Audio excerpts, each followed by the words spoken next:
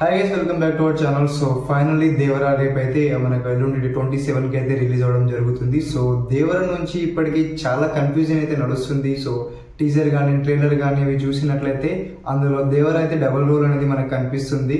So ఇందులో father and sun role అయితే చేయడం జరుగుతుంది. బట్ ఇది 2 పార్ట్ల సినిమా అని మనందరికీ తెలిసిందే. దేవరా అయితే 2 పార్ట్లు రాబోతుంది. సో పార్ట్ 1 పార్ట్ 2 అనే విధంగా. సో దేవరా పార్ట్ 1 లో సినిమా ఏ విధంగా కట్ చేస్తాడనేది చాలా మందికి కన్ఫ్యూజన్ గా మారింది.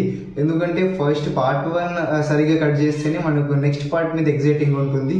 సో మన ఇండియన్ సినిమాలోనే చాలా పెద్ద సీక్వెల్ అనేది బాహుబలి సినిమాని మనం చెప్పుకోవచ్చు. వై కట్టప్పకెళ్ళి బాహుబలి అనే విధంగా. సో అసలు ఆ ఒక్క క్వశ్చన్ కోసం మొత్తం సినిమా చూడాల్సి వచ్చింది. ఆ ఒకే క్వశ్చన్ మీద ఒకే ట్యాగ్ మీద 1800 crore బిజినెస్ అయితే జరిగింది. సో అది మనందరికీ తెలిసిందే. అలాంటి పెద్ద సీక్వెల్ ఎప్పుడు రాలేదు ఇప్పటి వరకు. అండ్ మనకు ఇలాంటిదే సీక్వెల్ దేవరలో ఉందా లేదా అనే విధంగా అయితే ఫ్యాన్స్ అడుగుతున్నారు. సో మొన్న రీసెంట్ గా ఈయన ఒక ఇంటర్వ్యూలో తారకన్ అని ఒక రిపోర్టర్ ఇలా అడిగారు. సో ఇలా బాహుబలి లాంటి లేదా అతిపెద్ద సీక్వెల్ ఏదైనా ఉందా, దీంట్లో నెక్స్ట్ పార్ట్ ఎందుకు చూడాలి అనే విధంగా ఏదైనా గట్టి సీక్వెల్ ఉందా లేదా అని తారకన్ నాకు అడిగితే, సో తారకన్ అలాంటిది ఏం లేదు, జస్ట్ మీరు సినిమా చూడండి తెలుసు అన్నాడు. బట్ కొరటాల శివ గారికి అడిగితే ఆయన చెప్పడం జరిగింది, సో పెద్ద సీక్వెల్ ఉంటుంది. సో దేవరా 2వ పార్ట్ ఎందుకు చూడాలి అనే బలమైన కారణం ఉంటుంది అనే విధంగా అయితే ఆయన చెప్పడం జరిగింది.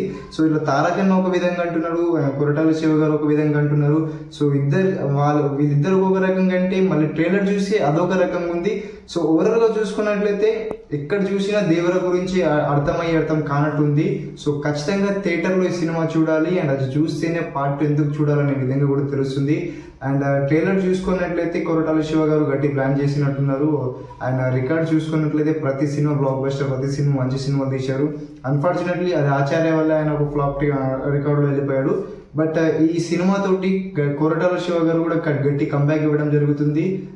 ఆ విధంగా అయితే కనిపిస్తుంది. అండ్ ఖచ్చితంగా తారకన్నా కూడా 6 years తర్వాత అయితే సోలో సినిమా అనుకోవచ్చుది. సో ఆ గతంలో వచ్చిన cinema triple R multi starrer కాబట్టి దాని తర్వాత అయితే మనకు దేవరతో వస్తున్నాడు. అండ్ దేవర కూడా ఇప్పటికీ చాలా మంచి రెస్పాన్స్ అనేది రావడం జరిగింది. అండ్ టికెట్స్ కూడా ప్రతి చోట హౌస్ఫుల్ నడుస్తున్నాయి. సో ఈ ఒక ట్విస్ట్ అనేది ఉంది, క్లైమాక్స్ ఏ విధంగా కట్ చేస్తారనేది. సో బాహుబలి లాంటి ట్విస్ట్ ఉంటుందా లేదా, ఉంటే చాలా బాగుంటుంది, మంచి హైప్ ఉంటుంది నెక్స్ట్ పార్ట్ కి. సో మీ ఒపీనియన్ ఏంటో కమెంట్ చేయండి దీని మీద. అండ్ వీడియో నచ్చితే లైక్ చేయండి.